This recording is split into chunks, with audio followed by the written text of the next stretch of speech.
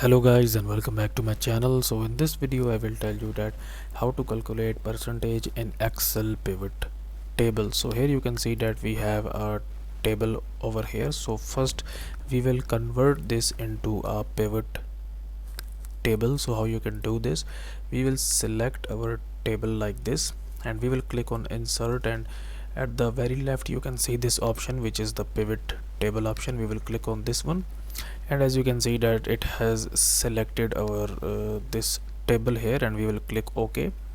And then from the right hand side we will select our columns. So we have had two columns in our table. The first one is row labels, click on this one, and the second one is sales.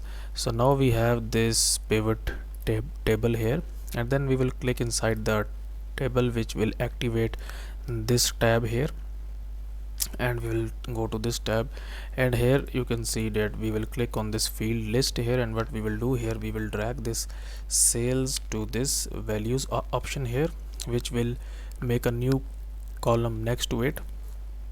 And then we will click on this value sum of sales 2 option, and we will click on value field settings here, and then we will click on this show values as, and from this drop down menu we will select percentage of grand total, and when we click OK you will see that it has calculated the percentage for these. So that's how you can actually calculate percentage in Excel pivot table. So guys, if you find this video useful, kindly like this video and subscribe to my channel, and I will see you in the next video.